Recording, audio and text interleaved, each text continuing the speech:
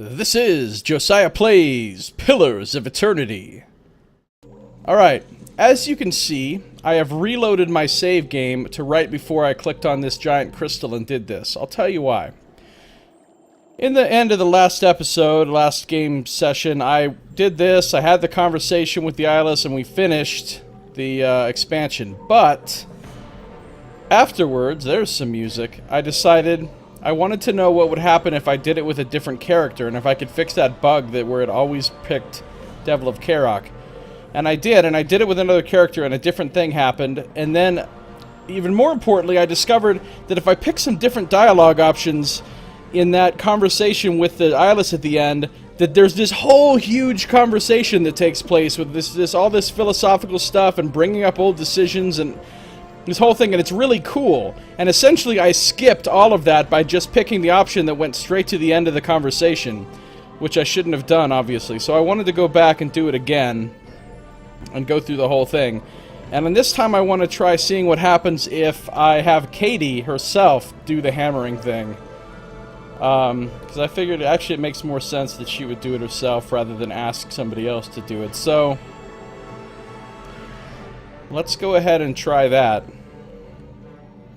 Oh yeah, and there's another thing. I have a stronghold mission here, Lover's Light, so let's check that out. Lover's Light. For the last 2 years, sailors on the Grace of Siamena have seen a pair of lights dancing over the waves late at night.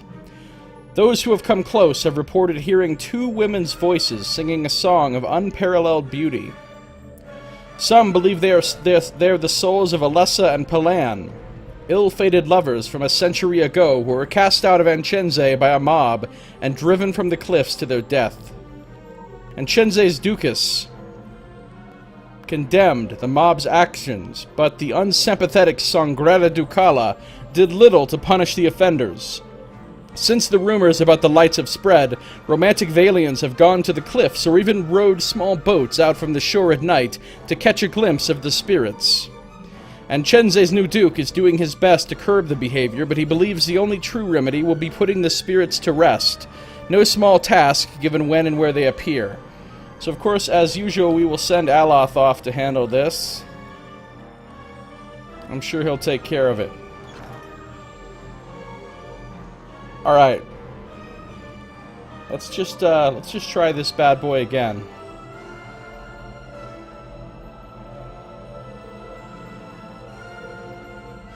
I clicked it. I'm waiting. I'm waiting. I'm still waiting. There it is. Now we've already read this, so I'm not going to read everything aloud. This time I'm going to choose myself, and I'm going to hit the button instead of clicking to make sure it doesn't get bugged. The gods really have it in for you. I wish they knew you like I did. Thanks, Adair. Everyone will know what you've done for us. I'll tell everyone I know. Not even the Sea Queen herself could stop me. Kana's getting emotional. I just hope you're not doing this for all those louts in Stalwart. Even the new ones ain't worth it. Devil of Karok has her priorities straight. Your sacrifice will save many lives. Grieving Mother, serious as always. You take the diving helmet and tuck it away, just in case. Now, I've been carrying this diving helmet around for a very long time, just in case I needed it. And now I finally get to use the diving helmet. I've been carrying that diving helmet around for like, I don't know, 150 hours or something of this playthrough, and I've never used it for once. Finally, the diving helmet comes into play. Hey, Saito, good to see you. You just busted out Spirit by Doug E. Fresh.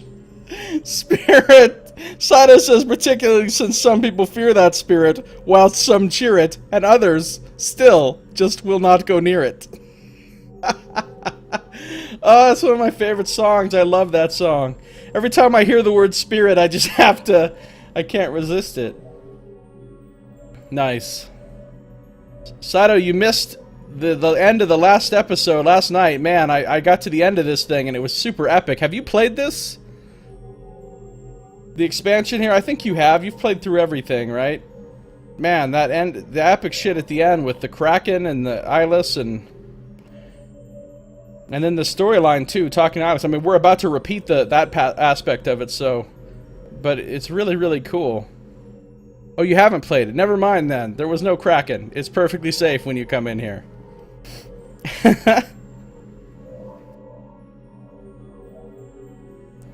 Alright, here we go. You heft the hammer and swing it at the crystal. A perfect clear tone rings through the air and resonates through your teeth. Seconds later, ripples shiver through the water. Something big is coming. Oh, for some reason, Saito, I thought you'd played through this. It just seems like you know so much about it. You're always saying things as if you know about it. So I assumed you'd played it. But I think you told me before that you hadn't. You give the others a final nod. The rest of the party scrambles out of the flooded cavern and flees through the tunnels. You continue hammering at the crystal, each strike magnifying the last. The echoes build into physical tremors. Meanwhile, a heavier rhythm pulses through the cave. Footsteps, dozens of them. The others round a corner only to see a line of eyeless advancing. The creatures stagger to the rhythm of the hammer thuds below, yet they crane their necks toward the party, ratcheting back their piston arms. So now this time we will have Grieving Mother cast Ringleader, and it will let us because we're not bugged out on some Devil of Karok nonsense. Consider who will cast it. Grieving Mother. A pocket of eyeless near the middle of the procession roar and turn on their neighbors. Chaos ripples down the line as the eyeless turn toward the commotion. Dodge past the eyeless. The party sprints past the distracted monsters. Fortunately, the creatures are too focused on the hammering to give chase. They continue toward the cavern. You maintain a steady tempo on the crystal. And now the eyeless are joining in and they're hitting the crystal as well. Eyeless gather in the cavern, where they batter the walls in time with the hammer's rhythmic blows. The ground shakes, falling rocks and shattering crystals splash to the ground. Saito says, I don't know how long I can stay, depends on how long something on your end takes to finish. With the title I couldn't... Yeah, I'm gonna go fight the Alpine Dragon here in a second, and it's gonna be a disaster, I'm sure. The party flees through dark, rumbling corridors. More spellbound eyeless shamble along, but they're too entranced by the swelling cadence to take more than an idle swipe at the party. The tunnel narrows. Light filters through ahead. The exit must be around the next bend. But it's clogged with rubble. Meanwhile, the ground drops several feet at once, and the tunnel begins rolling on its axis. Saito says eyeless, the largest street musicians. Yeah. Those eyeless, they're pretty cool. They're pretty cool. Once you actually get to talk to them and find out what they are, which is about to happen. The distant sound of rushing water echoes from the cavern. We will use a pry bar on this rubble. There must be a weak spot, but it will take a practiced eye to find it. Who will clear the way? This time it's going to be Devil of Karok, since she's got the highest mechanics. Devil of Karok notices a loose boulder and wedges the pry bar beneath it. A gentle nudge knocks it loose and sends the rubble rolling away. The moon shudders again. The party escapes onto the ice just as another thunderous crash sounds from below. Eyeless continue pouring into the cavern from every visible tunnel and crevice. Your ears ring at the ever-growing cacophony of smashing rock and shattering crystal. Meanwhile, the water level is rising. A skull-splitting crack rends the air, and a surge of water knocks you from your feet. The entire cavern rotates, plunging you into a freezing soup of jagged metal, torn flesh, and stone. Jagged metal, torn flesh, and stone is one of my favorite soup flavors. I like to get the jagged metal, torn flesh, and stone ramen, you know, and then they get you just get all the flavor of the metal, flesh, and stone right there in the little packet, and you just open it and put it in there when you cook the ramen. It's good stuff. Freezing soup. And then you eat it cold, of course, because how would you? Why wouldn't you? You bought a CD from one of them. It was a pretty good deal, even if half the songs were Jamaican versions of Black Eyed Peas songs. The others dash across the lake. The ice squeals and crackles, rocking dangerously underfoot. The sinking moon groans. Long fissures race across the ice. So now we can have Kana chant, Blessed was Wangrid, quickest of his tribe. Consider who will cast it. It will be Kana. The words fill the party with vigor. Everyone speeds ahead, while the ice cracks harmlessly behind them. At last, everyone reaches the safety of the shore. Everyone except for Katie. In the middle of the lake, only the tip of the moon is still visible above the ice. The survivors watch in silence as it sinks into the depths. You trudge through the rubble at the lake bottom. The water is freezing, the air in the diving helmet is acrid, and the sound of your own breathing roars in your ears. Still, it's better than drowning. You navigate out of the settling rubble and see the ghostly light of the surface above. So I want to know what happens if you don't have the fucking diving helmet. Because if you use Devil of Karok, she just goes through it with no problem because she doesn't have to breathe. If you use anyone else, because I tried it with Pallegina last night after I was done streaming, and Pallegina used the diving helmet and it was fine. So then I theorized that anybody would be fine because of the diving helmet. But I wonder if you don't have the diving helmet, I wonder if you're just screwed. I wonder if the person actually dies. I don't know.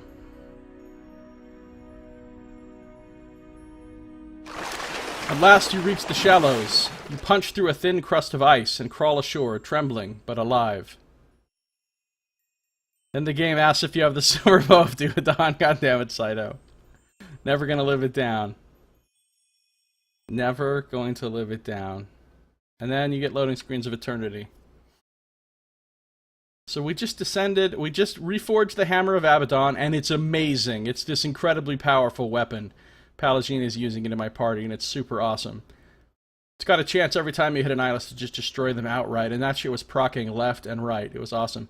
And then we went down into this chunk of the moon, and we had to face a big old Kraken and some Iris, and then we had to destroy this crystal. And they said the person that did it was going to die. They would basically have to suicide to do this thing. So we thought the person was going to die, but then, as it turns out, the person didn't die. You stand at the edge of the lake. The bobbing of the ice and the rippling of the water's surface slows until you're looking at a moment frozen in time. When the world begins moving once more, it moves in reverse. The surface of the water churns and roils like it's about to spew something up. And it does. The fragment of Ione Brother rises unbroken. Ice reforms across the surface of the lake, spreading in long, freezing fingers.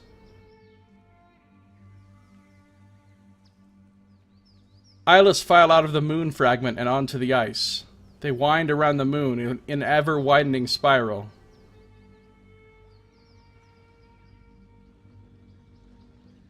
Well, this weapon is super powerful and awesome regardless of what you're fighting, and has some, like, amazing abilities on it, plus it's just, like, has great bonuses.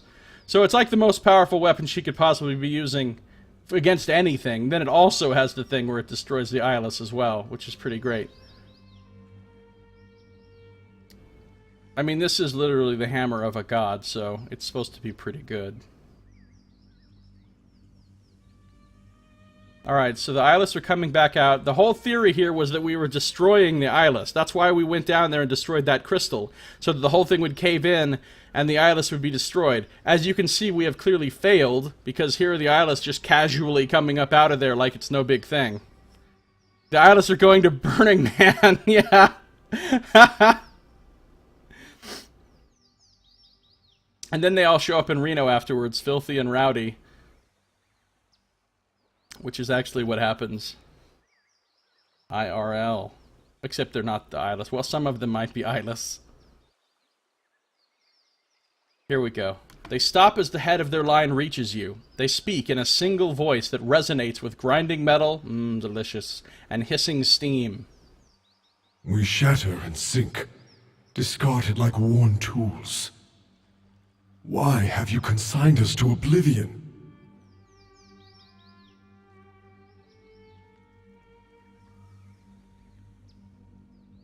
You would have destroyed Cadnua, Durgan's battery, and more. Their protest is as sharp as squealing metal. They don't seem to like that idea. Blasphemy! These are jewels of civilization. They are sacred.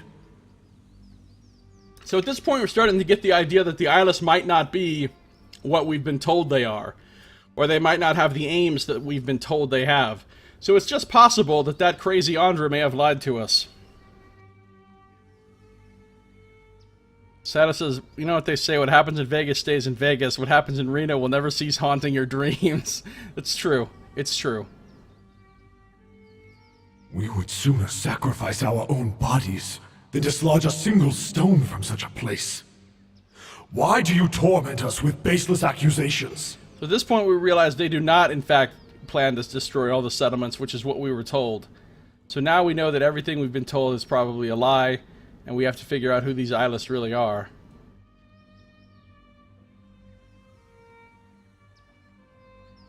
I'm going to pick a different choice than I did last time, and be more questioning, instead of just being Mr. Know-It-All like I did last time. Who else could have done such damage to a mighty Pargrun fortress? The Eyeless are still, but you hear their gears whir as their collective spirit ponders this. Then we were betrayed. Oh, they were betrayed. Betrayed by whom? My guess is on Andra.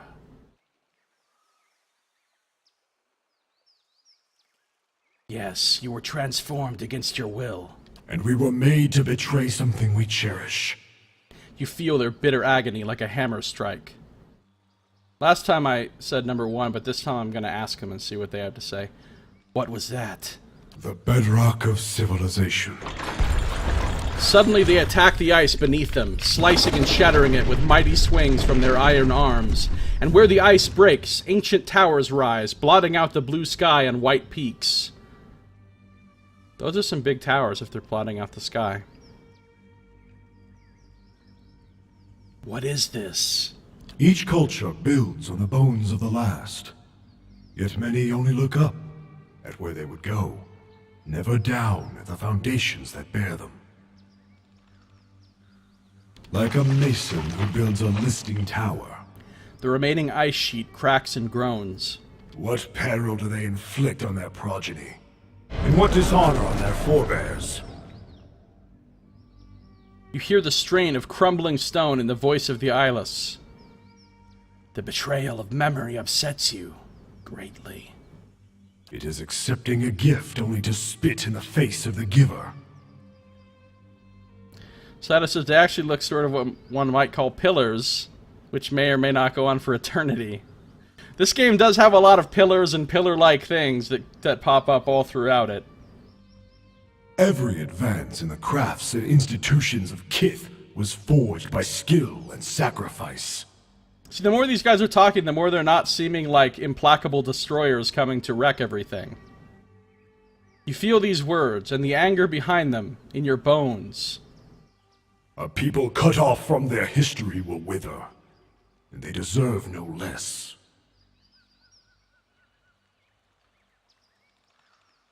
Then what do you suggest? To pull the blinders from the eyes of gods and Kith. Pulling the blinders sounds good. How do we do that? Philippa Eilhart endorses this solution. That is why we must return to ourself and restore Abidan. Okay, so last time, when we got to this point, I just said number 5. I'm like, alright, go. Return to yourself. Sounds good. And that's it. And it ended the conversation. What I didn't realize was you can go through all these other options and have this really long conversation with these guys, and it's really interesting. So I essentially skipped all of that last time, which is why I'm redoing this. So we're not going to go to number 5 yet, because that, you know, ends things. Of course, I also found out what happens if you talk them out of it the other way, and it's not great. I'm not going to do it this time, but essentially you can force them to be destroyed, and they get really mad at you, and it's bad. But that's not the way I'm going to do things here. But I am going to have the whole conversation with them. What do you mean about returning to yourself? When Ione Brotha fell, Abidan lost much. His will to preserve, the memory of how and why he died. But he built us with fragments of his own soul. In returning, we can restore what was taken from him. So what I'm getting is these are actually pieces of Abaddon that if they return, it will be like Abaddon coming back. Which is, well, which is different than what we thought they were. And this is definitely what we want. We want them to return and be the god of preservation once more. We're just not going to choose that yet. We're going to have a devil's argument, or a devil's advocate sort of argument with them here to see what their point of view is. Perhaps Abaddon was meant to forget his past. Some knowledge is too dangerous for this world. That is one hell of a laugh. Something grinds and rumbles from the chests of the eyeless. It's laughter. Pull the blinders from gods and men. Okay, now I'm waiting for the eyeless to put on some berets and get some Che Guevara t-shirts on. Suddenly, the eyeless do a fucking reggae version of some Rage Against the Machine songs. Alright. A facile argument. One that defends stasis, not progress. Andra said Abaddon's memory would threaten the peace between the gods. Just as fire clears dead wood from a forest, struggle makes way for new developments. Flame rolls across the ice. As it dies away, clumps of ice melt. The towers rise higher. Conflict is part of progress. Peace and ignorance is not worth keeping. Kith shouldn't have anything as powerful as the White Forge. With the ability to bind souls to metal, you mean? You helped the Crucible Knights pursue a similar power in the Forge Knights. The shrieking of metal joints and the clanking of steel limbs echoes across the ice. I love this. They're bringing up decisions that we made earlier in the game, a long time ago in the game, and using them to argue against us. They're like refuting our arguments with our own previous decisions, which is fucking awesome. Do not condemn knowledge when it becomes inconvenient for you. Saito says, man, the erections of those eyelids sure are impressive. Well, that came out wrong. I think it came out exactly the way you wanted it to. Animancy has made no progress, yet it's responsible for Wicts, the Bale Reach incident, and the swindle of desperate families. And yet you persuaded the Duke to allow Animancy to continue unfettered. Oh shit! Refuted by my own decisions yet again. Do not condemn knowledge when it becomes inconvenient for you. I've said my piece. And we have listened. You speak as if history were a guide, yet it doesn't always provide a good example. Then do not look to it for one. History is not a moral force, but a set of facts. These facts show Kith where they have come from, and how to move forward.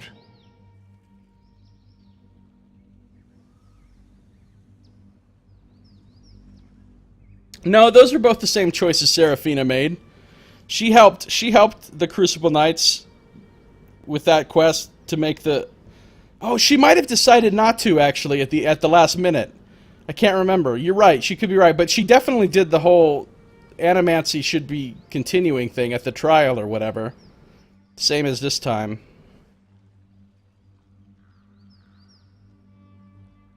Hell, I don't remember. It was so long ago when I played. Yeah, well, I sided with the dozens ultimately in this game as well. But you can still do that one quest for the, or a couple quests for the Crucible Knights, and then still ultimately choose the dozens, which is what I did, I believe, both times. She voted against Animancy, really? This seems unlikely. Because she was a Cipher, I would have thought she would have been pro-Animancy, but I don't remember because it's been so long. So it's possible that you're right. So they said these facts show Kith where they've come from and how to move forward.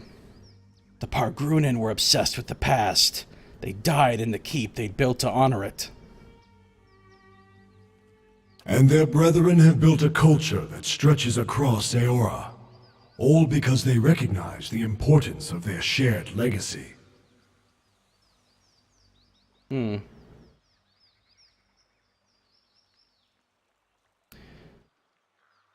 Yet the Pargrunen of Durgan's battery might have built more if they'd surrendered this obsession with legacy and moved east. To what exactly? A war with the peoples there? A deadly blight or crippling disease? The future you would have given them is uncertain, yet it would have bequeathed Kith nothing so great as Durgan's steel.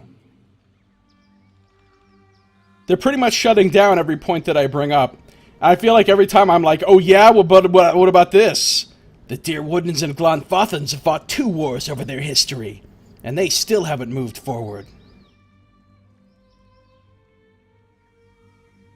But the memory of those wars has likely saved them from another now, when it would shatter a barren Deerwood. I love that you can have this whole fucking philosophical debate with these guys. Now this part right here is starting to remind me of Planescape Torment.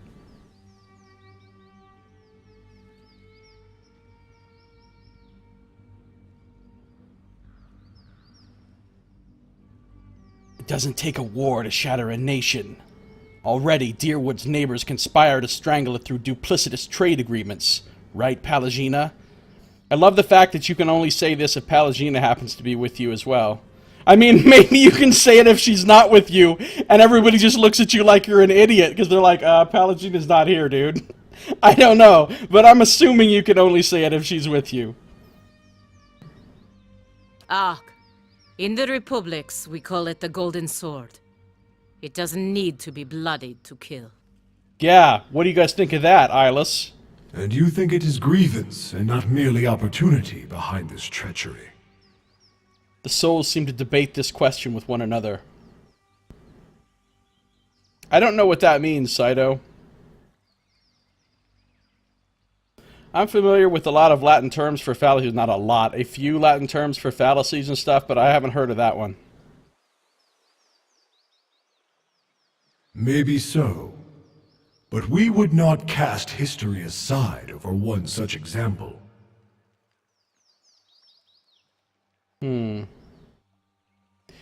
Stalwart and the Iron Flail remained at odds, even in the face of a bigger threat. All because of their history. The problem is not that they remember too much of their history, but rather too little. Appeal to hypocrisy. Yeah, it makes sense. People use that a lot. I've probably used that a lot.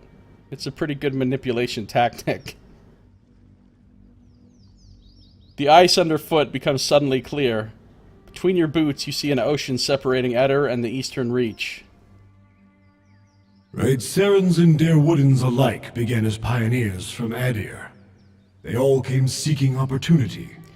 Boats as small as ants crawl across the glassy blue. Were they to look farther back, they would see their common origins and desires.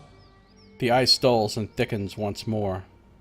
I like how they can just these guys can just show me the history of the world in some ice if they feel like it. You get the idea that these guys are more powerful than I was originally led to believe. I just thought they were big, dumb, giant, like, golem things that I had to destroy because they were going to destroy the world. But now we find out that they're, like, really intelligent and powerful and ancient and, like, philosophers. One of them sitting over there reading Plato's Republic.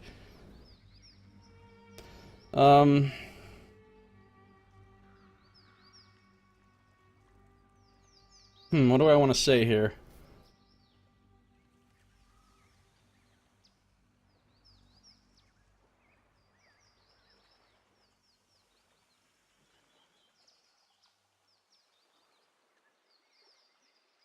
I feel like I want to say number 1, but that doesn't really seem like what Katie would say. It seems more like what Seraphina would say. I think Katie would go with more like number 2. That would not change that they want different things now. A shared history will never trump present circumstances. The key is that they had their eyes opened at community college. Andra, in fairness, yeah, they've gotten a lot of education since Andra last dealt with them. She didn't realize that they've had their horizons broadened. They've been taught critical thinking skills.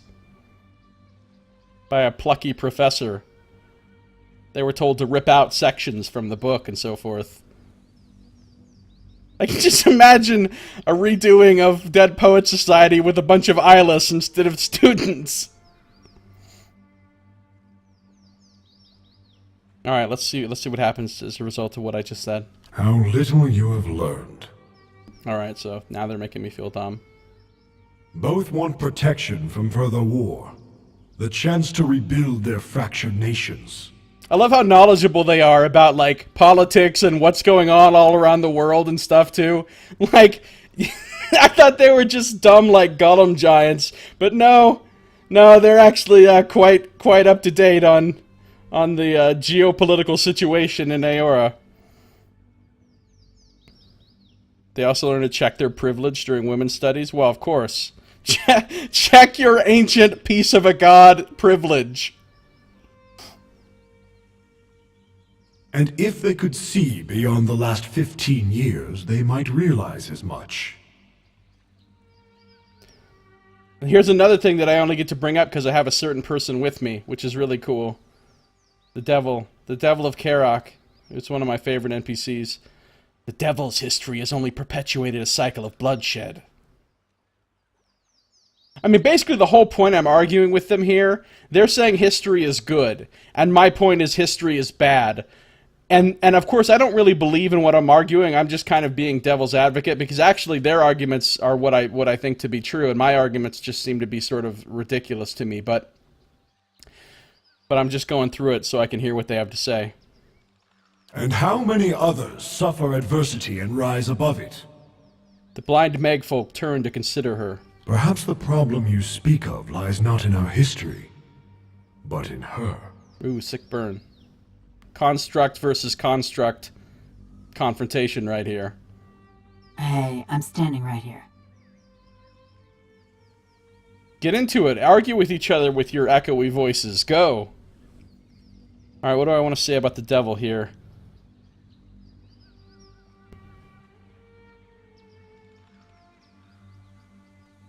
Again, see, I think Seraphina would say number one, all this about transformative and shit, but that's not really what Katie would say. She's a little more barbaric in her mindset, so she wouldn't be saying things like that.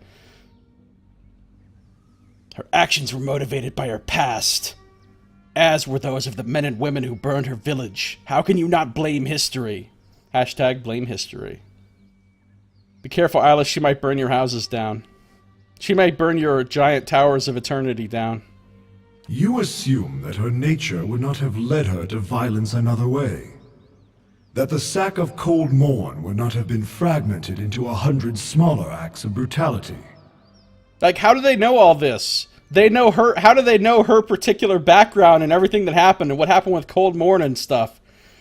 You get the impression that they've been watching the events of the world, like, silently, secretly, like, forever, basically. And they're, like, super well informed. It feels kind of dumb to be arguing with things that know this much.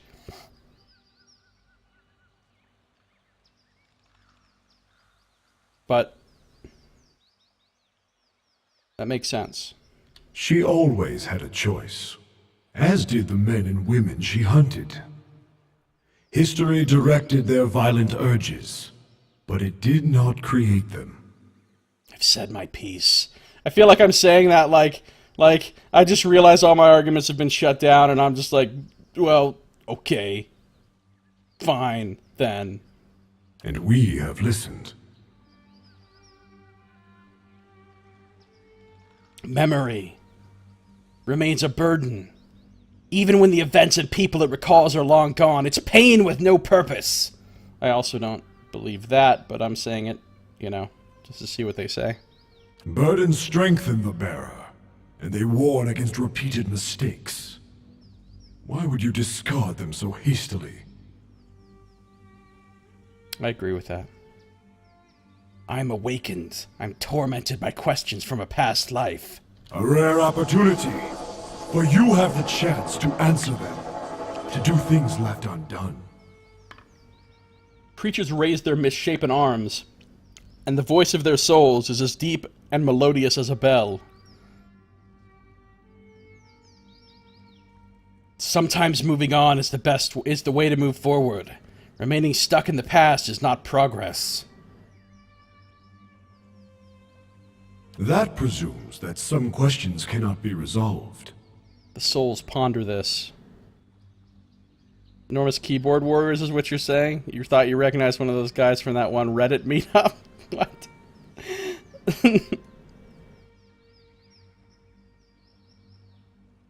Yet such destructive memories are rare. Surely others are strengthened by retrospection, even amidst pain. I've said my piece again. And we have listened. Alright, so at this point I have to make the decision. 5 or 6 is where you make the actual decision of what you're going to try to talk them into actually doing.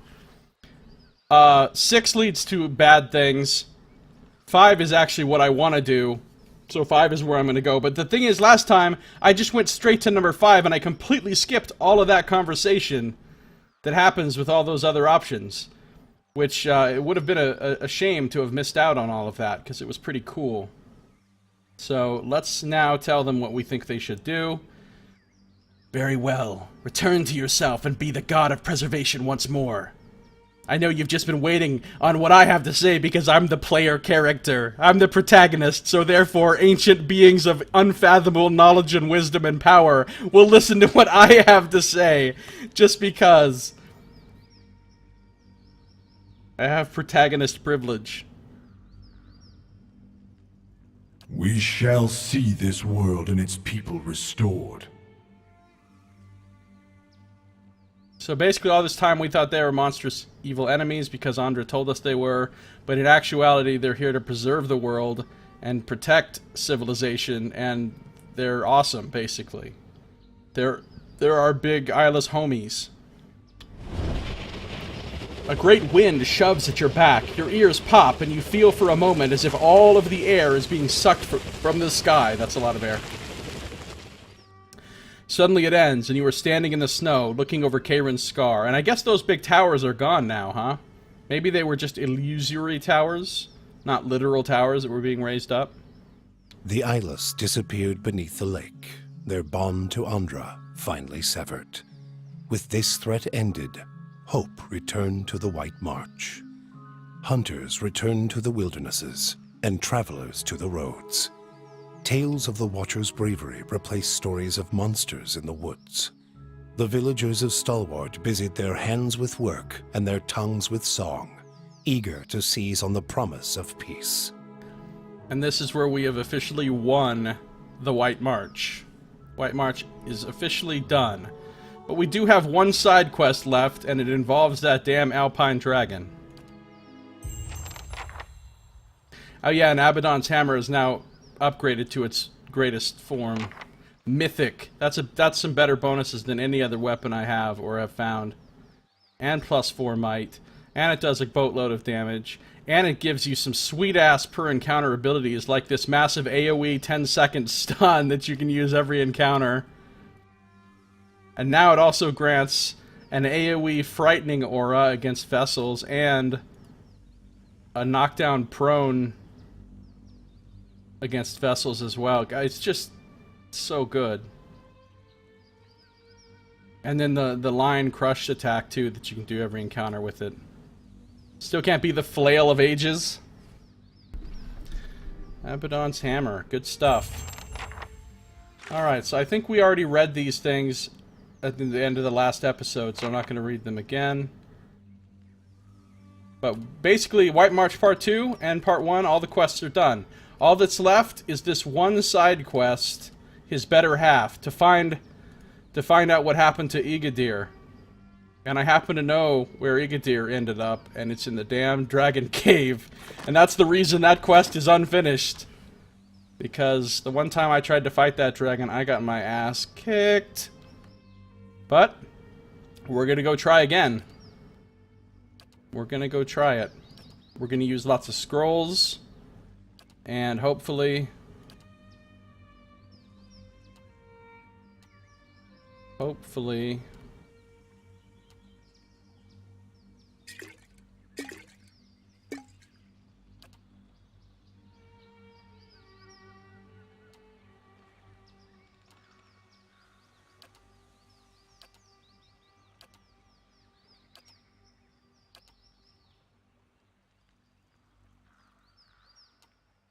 Hopefully we can win.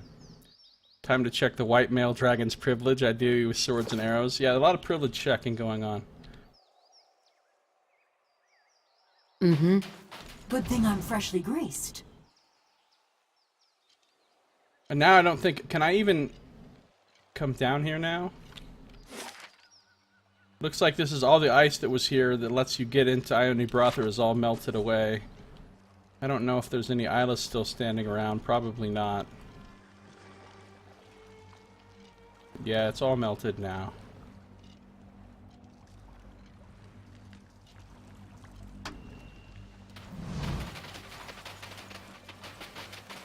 So I don't think there's anything I can do here anymore.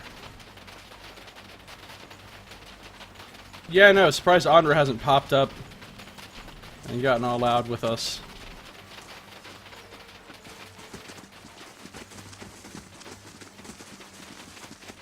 They shall see nothing while I see much.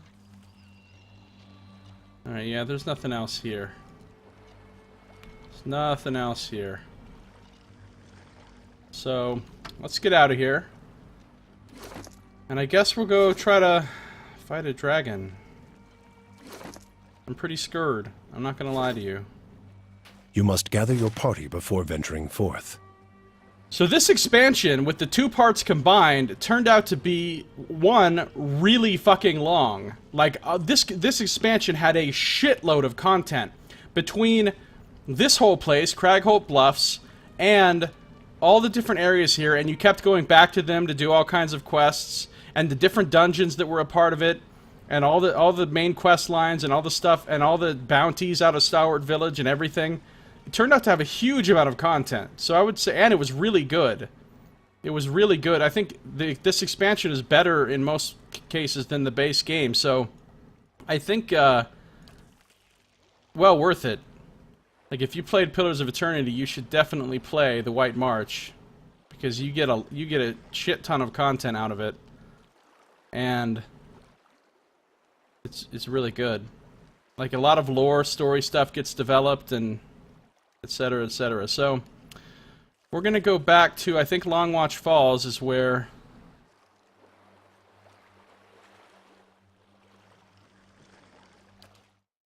is where the Dragon's Cave is.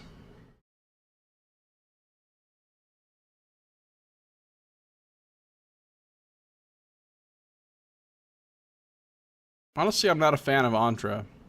I do think Abaddon's like the coolest now. I liked Abaddon probably the most out of the other gods, just from like reading the books, you know, the different books about the gods and like what their followers' beliefs are. I thought Abaddon seemed like the best.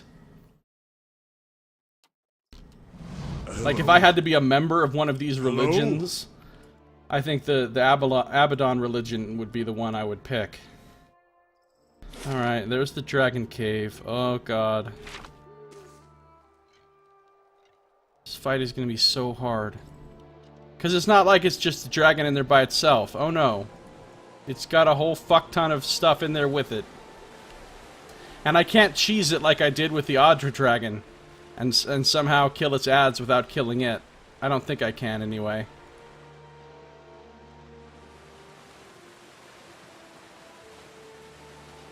Pretty cool with B-Wrath. He throws the Bex mixers.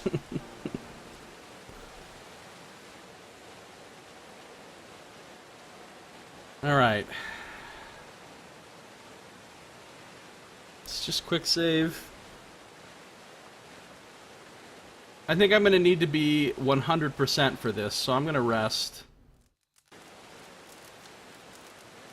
Quick save again. I'm going to try to buff up with some potions and stuff ahead of time if I can. But I need to get in here and figure out where we can stage ourselves before triggering the dragon. Triggering. Dragon. Like, can I get a trigger warning?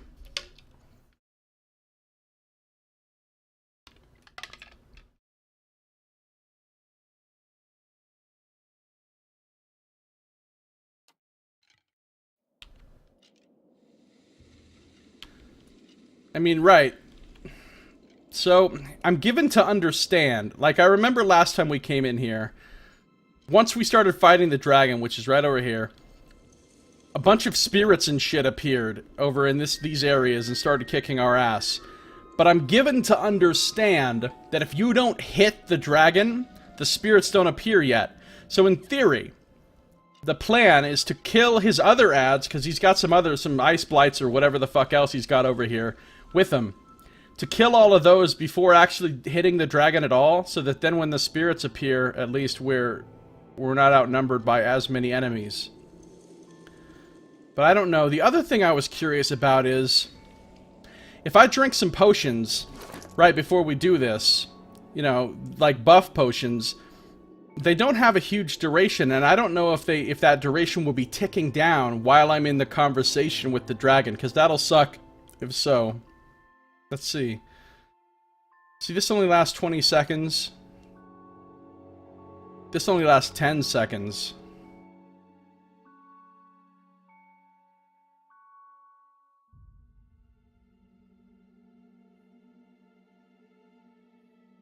Hmm. 60 seconds, that's good.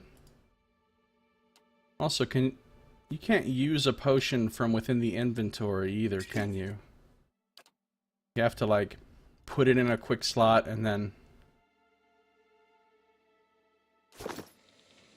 So...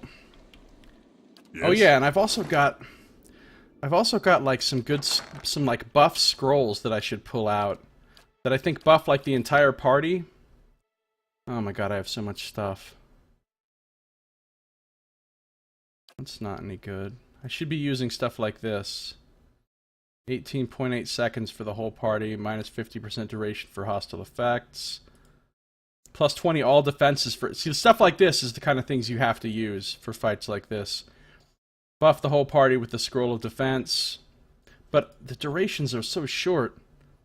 I hope that while we're in the conversation with the dragon, that time is paused as far as the you know, buffs and stuff. I really hope that.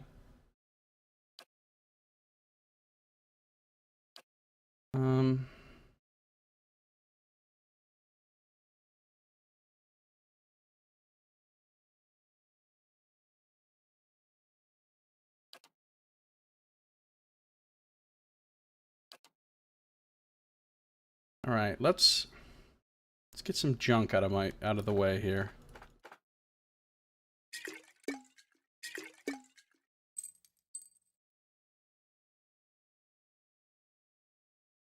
Saito says, just try him once normally before. I was just thinking about doing that exact thing, Saito. To gauge the difficulty before, yeah. Maybe I'll cast, like, do like one buff just so I can test and see if the potions are still running, you know, when, like the potions that they already have equipped. So... Right here. Hey. I'm ready. Also need to decide where I'm going to stage the party. I don't remember exactly where the spirits appear, but I thought some appeared down here and some up here. So there was, like, no, like, actual safe place to put the party where they won't get aggroed.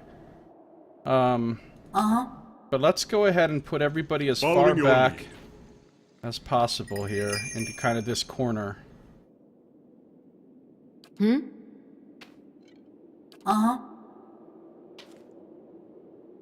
I'm ready.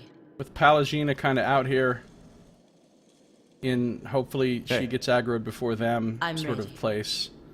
Hey. And then he's the one that's actually going to go over there to where the dragon is. Oh, see, there's a greater ice blight.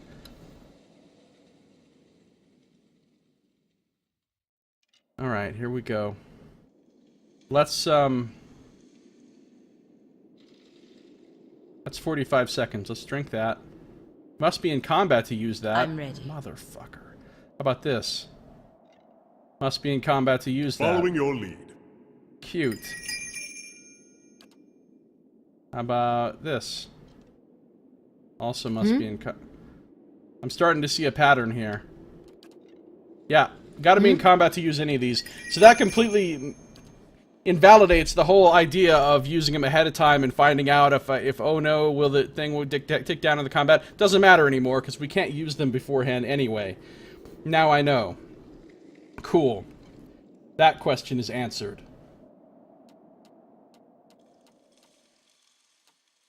Alright, let's just try it.